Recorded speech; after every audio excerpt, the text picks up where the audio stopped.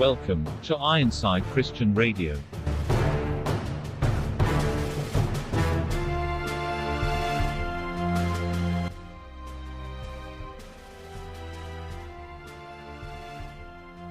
तर काल आपण ज्याप्रमाणे चर्चा केली त्यानुसार आपण आजपासून ख्रिस्ती मूळ तत्वांचा संक्षिप्त आणि क्रमशः परिचय पाहणार आहोत आणि एक एक मूळ तत्व आपण एक्सप्लेन करत डिस्कस करत पुढील एपिसोडमध्ये जाणार आहोत. तर आज आपण ज्या मूळ तत्वावर चर्चा करणार आहोत तो म्हणजे आहे देव आहे, देवाचं अस्तित्व. या गोष्टीवर आपण चर्चा करणार आहोत. तर या गोष्टीवर चर्चा करण्यासाठी आपल्याला काही गोष्टींची पूर्ववत माहिती असणं आवश्यक आहे. तर देवाचं अस्तित्व हे आपण मानतो, देव आहे असं आपण मानतो. तर आपण कोणत्या आधारावर ते मानतो? साहजिकच आपण विश्वासणारे आहोत, तर हे साहजिक मूळतत्व आहे. जसं आपण काल बघितलं अपरिहार्य, की जे व्याख्येमध्येच सर्व येतं. तर आपण त्याच्या आधी दोन गोष्टी पाहू, की देवाने जे प्रकटीकरण आपल्याला दिलेलं आहे, की सामान्य प्रकटीकरण आणि विशेष प्रकटीकरण असे दोन प्रकटीकरणाचे प्रकार आहेत. तर सामान्य प्रकटीकरण म्हणजे काय, की जे प्रकटीकरण सर्वांना मिळालेलं आहे, अविश्वासणाऱ्याला देखील मिळालेलं आहे, विश्वासणाऱ्याला देखील मिळालेलं आहे. सामान्य प्रकटीकरण म्हणजे काय? निर्मितीमधील गोष्टी, विचार, विवेक, भावना, मन आणि सद्विवेक, बुद्धी, आकलन क्षमता, या सगळ्या गोष्टी या अविश्वासणाऱ्याकडे देखील आहेत आणि त्यांना देखील निर्मिती दिसते, निर्मितीचा अनुभव ते घेतात, सर्व गोष्टी आहे. आणि त्यानंतर आहे विशेष प्रकटीकरण, म्हणजे काही विशिष्ट लोकांसोबत देवाने करार करून त्यांच्याशी तो बोलला आणि त्यांना काही गोष्टी प्रकट केल्या आणि सांगितल्या आणि त्यानुसार त्या विशिष्ट करारबद्ध लोकांना त्या गोष्टी समजतात. तर याच्यामध्ये आपण पाहतो आपल्याकडे बायबल आहे, कराराच्या लोकांकडे बायबल आहे, जे विशेष प्रकटीकरणमध्ये मोडलं जातं. आणि त्याच्यामध्ये आपण ज्या पद्धतीने पाहतो की वचनानुसार आपल्याला काय समजतं, आणि वचन हे इतर प्रकटीकरण म्हणजे सामान्य प्रकटीकरण याबद्दल आणि स्वतःबद्दल काय सांगतं, या मूळतत्वाबद्दल काय सांगतं. तर आपण काही शास्त्रपाठ पाहणार आहोत याच्यामध्ये. आता देव आहे या शास्त्रपाठाबद्दल किंवा या मूळतत्वाबद्दल म्हणावं आपण, अनेक शास्त्रपाठ आहेत. उत्पत्ती साहजिकच आहे, योब आहे, स्तोत्रामध्ये दावीद म्हणतो की आकाश देवाचा महिमा वर्णिते, आणि इतर असे अनेक रेफरन्सेस आपल्याला पाहायला मिळतात. पण काही अचूक आणि नेमके, अचूक तर शास्त्र आहेच, काही नेमके रेफरन्सेस आपण पाहू, संदर्भ पाहू. त्याच्यामध्ये पहिला संदर्भ आपण पाहू, रोमकरास पत्र 1 अध्याय आहे आणि 19व्या वचनापासून पुढे. तर आपण जर वाचाल ती वचनं, आपल्याला समजून येईल की तिथं सांगितलं आहे की देवाविषयी जे मनुष्यांना समजते ते त्यांच्यामध्ये प्रकट झालेले आहे, कारण ते देवाने त्यांना प्रकट केले आहे. म्हणजे काय, देवाविषयीचं ज्ञान माणसांना हे देवानेच प्रकट केलेलं आहे. आणि पूर्ण 1 अध्याय तुम्ही वाचाल रोमकरासचा, तुम्हाला समजेल की हे पूर्ण जगाबद्दल चाललेलं आहे, हे काय केवळ विश्वासणाऱ्याबद्दल चाललेलं नाही. म्हणजे जगातील सर्व लोकांना देवाने त्याच्याबद्दल ज्ञान प्रकट केलं आहे. आणि 20व्या वचनामध्ये काय सांगितलं की त्याच्या संबंधाच्या अदृश्य गोष्टी म्हणजे त्याचे सर्वकालचे सामर्थ्य व देवपण ही जग अस्तित्वात आल्यापासून निर्मिलेल्या वस्तूंवरून समजून येत असल्यामुळे स्पष्ट दिसत आहेत, यासाठी की त्यांनी निरुत्तर व्हावे म्हणजे इथे वचन काय सांगत आहे की जे अविश्वासणारे आहेत त्यांच्यासमोर देवाने त्यांच्या अंतर्मनामध्ये म्हणजे आंतरिकतेमध्ये आणि बाह्य स्वरूपामध्ये, निर्मितीमध्ये आणि त्यांच्या स्वतःमध्ये, या दोन्हीमध्ये पुरावे दिलेले आहेत. तर याचं स्पष्टीकरण आपण पुढे बघूच. आणि त्यानंतर निर्मितीबद्दल जर तुम्हाला वचन इतर माहिती आहेत की निर्मितीबद्दल वचन काय सांगतं, देवाने जग निर्माण केलं, परंतु हे जे वचन आहे त्याचबरोबर आपण करिंथकराचं पहिलं पत्र जरी वाचलं तरी तिथे हेच दिलेलं आहे की आपल्याशी वाद घालणारा असा कोणी आता राहिलेला नाही, कारण की देवाने जगाचं जे ज्ञान आहे ते मूर्खपण बनवलेलं आहे. याचं उत्तम उदाहरण आपल्याला माहीत आहे की बरेचसे देव नाकारणारे लोक हे असं म्हणतात की मनुष्य हा माकडापासून उत्क्रांत झालेला आहे आणि विचित्र विचित्र काही त्यांनी थिअरीज असे काही मांडलेले आहेत. तर हे कशामुळे होतं, कारण त्यांनी देवाचा नाकार केलेला आहे. आता आपण पुढच्या काही एपिसोड्समध्ये किंवा इतर मार्गाने या सगळ्यांचे रेफरन्सेस लिस्ट करता येतील का आणि ते कसे पोहोचवता येतील आपल्या सर्व श्रोत्यांपर्यंत ते आपण पाहूच. पण याच मूळतत्वाच्या स्पष्टीकरणाचा भाग म्हणून आपण कारणे-मीमांसा क्षेत्रामधील काही मुद्दे पाहू की कारणे-मीमांसा म्हणजे अपोलोजेटिक्स, याच्यामध्ये देव आहे हे मूळतत्व स्पष्ट करण्यासाठी आणि ते डिफेंड करण्यासाठी काही मुद्दे सांगितले जातात. तर त्यातील पहिला मुद्दा आहे की पूर्वस्थापितपणा असणे त्या सत्याचा. तर जे कारणी-मीमांसा म्हणजे अपोलोजेटिक्स या प्रकारामध्ये, या क्षेत्रामध्ये काही 5 प्रकार पडतात, उपप्रकार. ते आपण अपोलोजेटिक्सच्या सेशनमध्ये पाहू. पण त्यातील पूर्वस्थापित जो आहे, प्रिसपोजिशनल,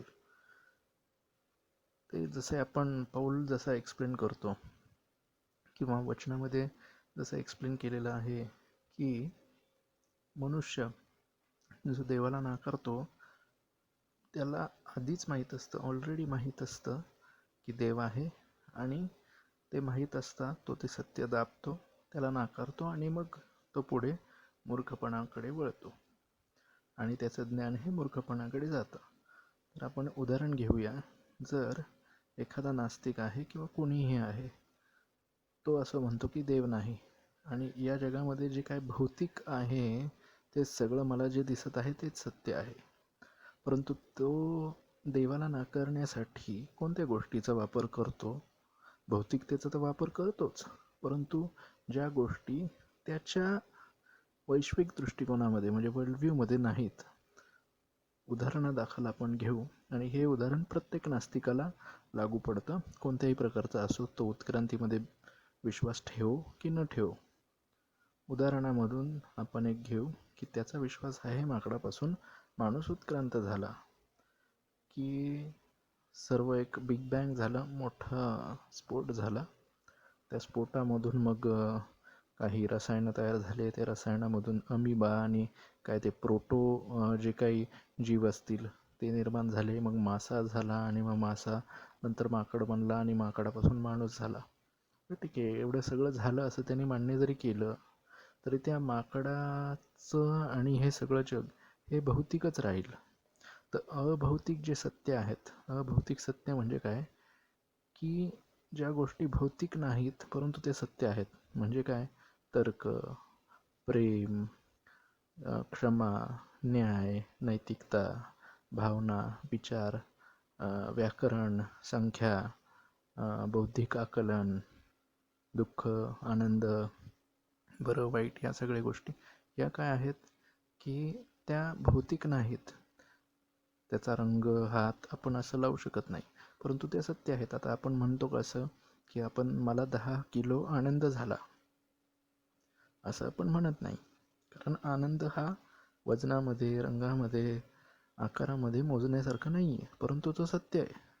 म्हणजे काय, न दिसणाऱ्या ज्या गोष्टी आहेत त्या अभौतिकमध्ये येतात, परंतु त्या ज्या म्हणजे सत्य असतात त्या अभौतिकमध्ये, त्याला मेटाफिजिकल रियालिटी आपण म्हणतो. तर भौतिक गोष्टी कुठून आल्या आणि अभौतिक गोष्टी त्या केवळ भौतिकतेमध्ये कुठून आल्या याचं उत्तर नास्तिक व्यक्तीकडे नसतं. म्हणजे तो देवाला नाकारण्यासाठी त्याच आकलन क्षमतेचा वापर करत आहे, त्याच बुद्धीचा, त्याच व्याकरणाचा, त्याच शब्दाचा, त्याच तर्काचा आणि त्याच गोष्टीचा वापर करत आहे जो देवाकडून त्याला मिळालेला आहे. नाहीतर तो उत्क्रांतीवादामध्ये आणि त्या माकडाच्या थिअरीमध्ये ह्या सगळ्या गोष्टी कुठून आल्या हे सांगू शकत नाही. याचं अजून एक सोपं उदाहरण आपण पाहू की ते काय म्हणतात की रसायन आणि त्याची केमिकल रिॲक्शन झाली. बरं ठीक आहे, आपण म्हणूया की बाबा कोल्ड ड्रिंक आहे माउंटन ड्यू आणि त्या माउंटन ड्यूची रिॲक्शन झाली, फेस आला बाहेर. आता तो फेस फक्त बाहेर येतोय, भौतिकरित्या माउंटेन ड्यू आहे, बाटली आहे, परंतु त्या फेसाला भावना आल्यात का? त्या फेसाला तर्क आलाय का? त्या फेसाला नैतिकता माहिती आहे का? तो फक्त एक एक रिॲक्शन आहे. जसं फटाक्याला आग लावली तर फटाका फुटतो, परंतु ते फक्त भौतिक झालं. त्याच्यामध्ये मेटाफिजिकल म्हणजे अभौतिक जी सत्यता आहे या गोष्टीच नाही आहेत. आणि ह्याला अजून एक शब्द आहे मेटाफिजिकलला सामायिक वापरला जाणारा, ऑन्टॉलॉजिकल. ही आर्ग्युमेंट दिली जाते आणि प्रीसपोजिशनल आर्ग्युमेंट ही ऑन्टॉलॉजिकल च्या प्रकारामध्ये जाऊ शकते, पण थोडीशी वेगळी आहे ती. आणि त्याच्यामध्ये आपल्याला समजून येतं की या सर्व ज्या गोष्टी आहेत आणि एखादा व्यक्ती जो देवाला नाकारतो तो खरं तर देवाच्या बेसवर उभा राहूनच त्याच्या स्वतःच्या बेसला नाकारत असतो. म्हणजे जो देवाला नाकारतो तो ते नाकारण्यासाठी देखील देवाचाच आधार घेतो. हे आहे पूर्वस्थापित आपला मुद्दा, म्हणजे प्रीसपोजिशनल अपोलॉजेटिक्समधला एक मुद्दा. आणि त्याच्यानंतर अजून 4 मुद्दे आहेत.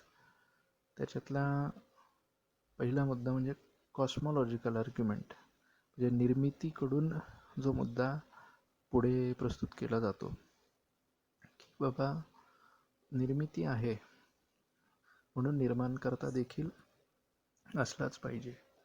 निर्मितीमध्ये आपल्याला सर्व काही दिसत आहे. हे तर अचानक कुठून तरी फ्रॉम नथिंग येऊ शकत नाही ना. काहीच नव्हतं आणि अचानक सगळं आलं, हे देव असल्याशिवाय होऊ शकत नाही. निर्मिती आहे म्हणजे निर्माणकर्ता आहे. हे आपण सिम्पल टर्म्समध्ये समजून घेऊ की हे झालं कॉस्मॉलॉजिकल आर्ग्युमेंट. कॉस्मॉस जे आपण म्हणतो, कॉस्मॉसचा अर्थ की सुसूत्रतेने एखादी गोष्ट रचून ठेवणे, किंवा असे बरेच म्हणजे मोठे अर्थ आहेत त्याचे. कॉस्मॉस आणि त्याच्या विरुद्धार्थी शब्द आहे केऑस, म्हणजे गोंधळ, गडबड आणि सुसूत्रता नसणे वगैरे. कॉस्मॉलॉजिकल आर्ग्युमेंट म्हणजे जे आर्ग्युमेंट निर्मितीकडून निर्माणकर्त्याकडे बोट दाखवते. त्याच्यानंतर आहे सुसूत्रतेमधील आर्ग्युमेंट म्हणजे टिलिओलॉजिकल आर्ग्युमेंट, जे आपण काय म्हणतो की बाबा निर्मिती देखील आहे आणि निर्मितीमध्ये सुसूत्रता देखील आहे. म्हणजे काय की निर्मितीमध्ये आपण ज्या ज्या गोष्टी बघतो त्यांची एकामेकांमध्ये अशी सांगड घातली गेलेली आहे की बाबा याचा एकमेकाच्या ज्या गोष्टी आहेत त्या पूरक आहेत. म्हणजे मी आहे तर मला ऑक्सिजन लागतो, तो पृथ्वीवर आहे. मी ऑक्सिजन घेतो, मी कार्बन डायऑक्साईड सोडतो आणि तोच कार्बन डायऑक्साईड वनस्पती घेतात. वनस्पती अन्न निर्माण करतात. जीवनसत्व आहेत तेही मला लागतात. मला तहान लागल्यावर पाणी लागतं, ते पाणीसुद्धा अवेलेबल आहे इथं. आणि सर्व गोष्टी कशा अशा सुसूत्रतेमध्ये बसलेल्या आहेत. आणि याचे अनेक उदाहरणं आपण प्रत्येक ठिकाणी पाहू शकतो. अन्नाचं झालं, प्रत्येक गोष्टीचं झालं, शरीराचं झालं. आणि याचं अजून एक आपण उदाहरण पाहू की जसं घड्याळ आहे. घड्याळ हे का चालतं? कारण की ते घड्याळ एका सुसूत्रतेच्या पद्धतीने बनवलं गेलेलं आहे आणि त्याचा प्रत्येक पार्ट आणि प्रत्येक मशिनरी तशी बनवली आहे आणि मग ते एकदम सुरळीतपणे चालतं. त्याचा एक सुद्धा गोष्ट जर घड्याळामधली इकडं तिकडं झाली तर घड्याळ बंद पडेल.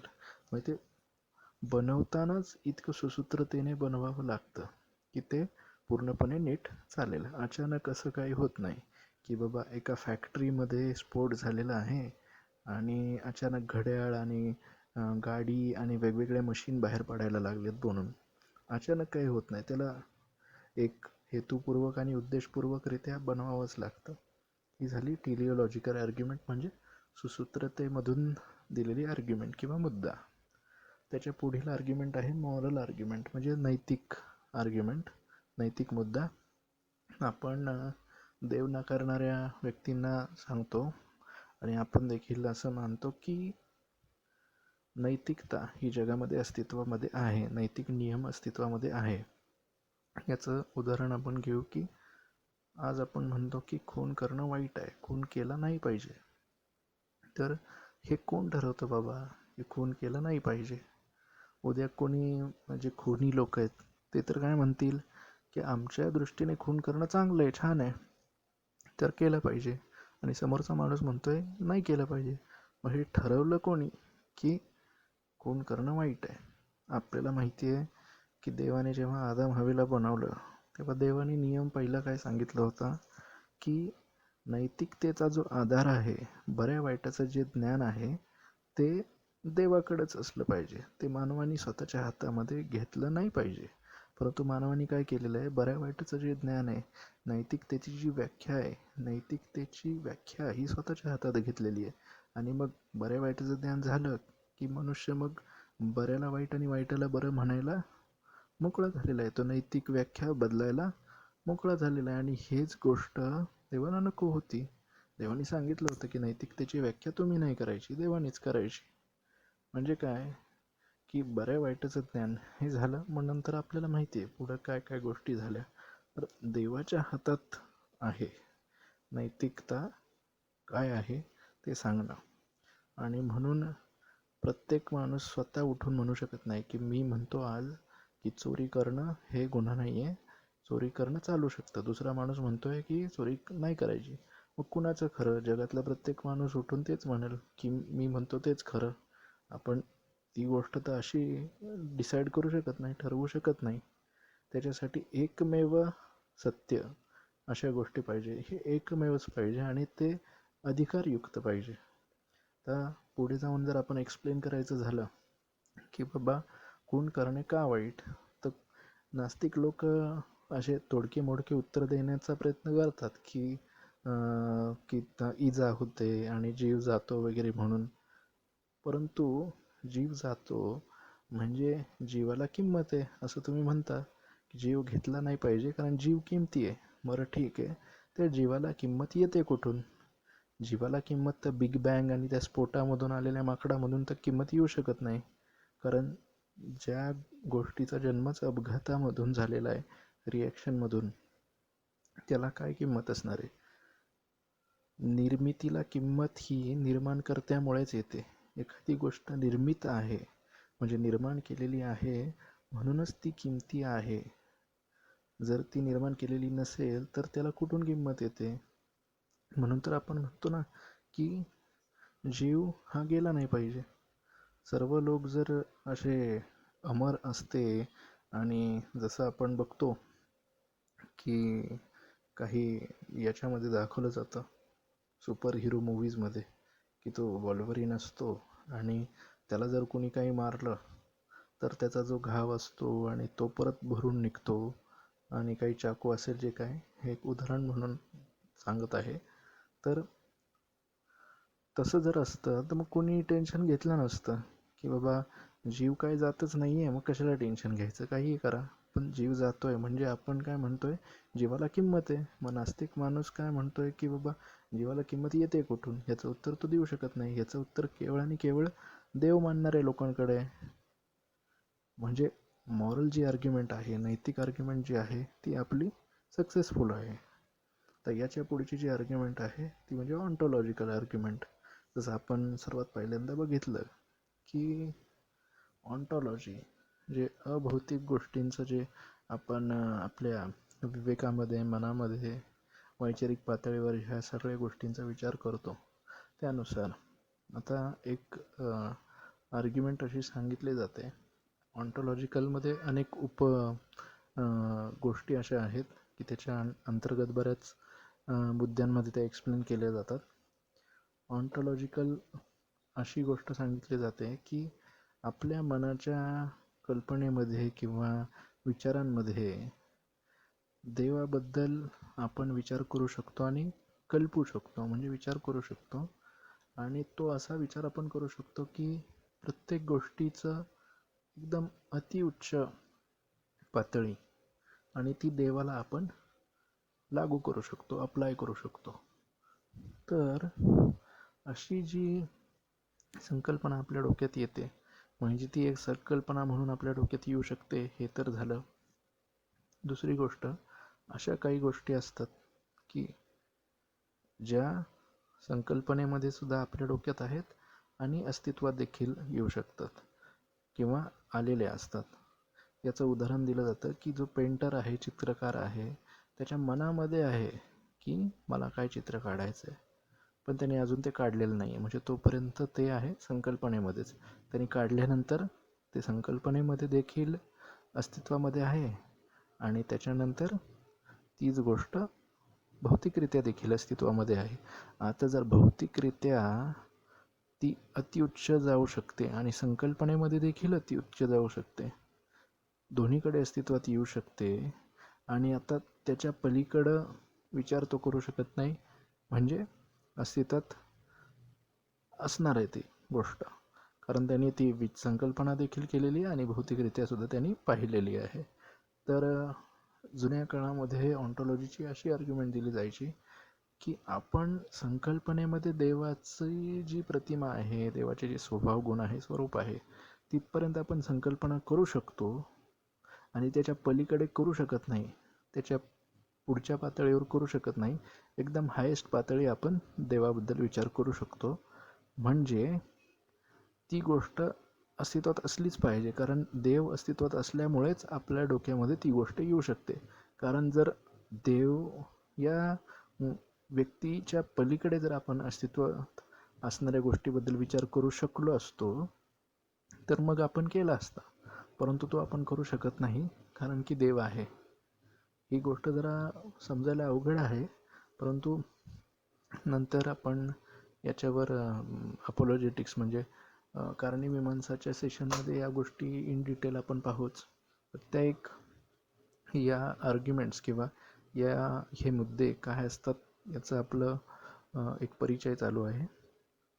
तर हे 5 मुद्दे तुम्हाला समजले असतील की प्रीसपोजिशनल अपोलॉजेटिक्समध्ये देवाचं अस्तित्व कसं सांगितलं जातं, ऑन्टॉलॉजिकल गोष्टीच्या छटा आहेत त्याच्यामध्ये, नंतर निर्मितीवरून निर्माता आहे हे सांगितलं जातं, सुसूत्रतेमधून निर्माता आहे हे सांगितलं जातं, नैतिकता म्हणजे मॉरल आर्ग्युमेंट, मॉरॅलिटी, याच्यातून निर्माणकर्त्याबद्दल सांगितलं जातं, ऑन्टॉलॉजिकल म्हणजे अभौतिक जे सत्यता आहेत त्यांच्यामधून सांगितलं जातं, आणि दोन्ही ज्या गोष्टी आहेत, सामान्य प्रकटीकरण म्हणजे जे विश्वासणाऱ्यांना देखील आहे, विश्वासणाऱ्यांना देखील आहे त्याच्यामधून समजतं, आणि विशेष प्रकटीकरण म्हणजे शास्त्र, पवित्र शास्त्र, बायबल, याच्यामधून देखील आपल्याला समजतं.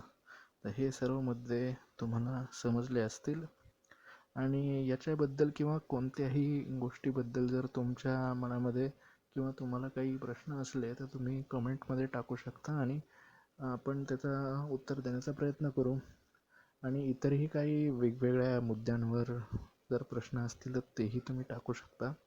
तर आजचं सेशन थोडं अवघड वाटू शकलं असेल, तुम्हाला वाटत असेल, परंतु या काही गोष्टी समजून घेणं गरजेचं आहे की देव आहे हे आपण एक विश्वासणारा म्हणून वचनामध्ये देखील पाहतोय, सामान्य प्रकटीकरणामध्ये देखील पाहतोय, निर्मितीवरून, सुसूत्रतेवरून, नैतिकतेवरून आणि अभौतिक सत्यतांवरून, या 4 गोष्टींवरून आपण ती गोष्ट समजून घेऊ शकतो आणि इतरांना सांगू शकतो. त्याच्यामुळे आपण एक्सप्लेनेशन त्याचं थोडं अवघड असू शकतं, पण हे 4 मुद्दे सोप्या भाषेत जरी तुम्ही लक्षात ठेवले तरी तुम्हाला ही गोष्ट स्वतःलाही समजेल, तुम्ही समोरच्याला सांगूही शकाल. आणि कधी जर असं झालं की एखादा देव नाकारणारा व्यक्ती तुमच्याशी चर्चा करत आहे तर तुम्ही त्याला चर्चेमध्ये ह्या गोष्टी सांगू शकता.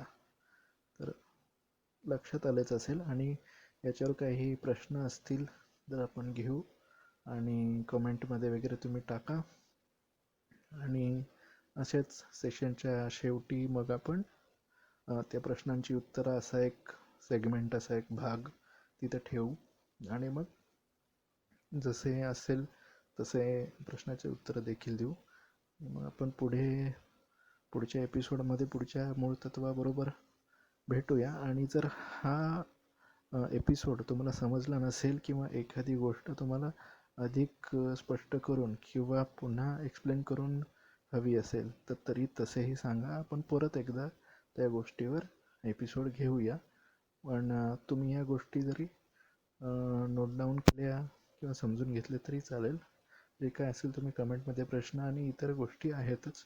आपण पुन्हा भेटू पुढच्या एपिसोडमध्ये पुढच्या मूळ तत्वासोबत.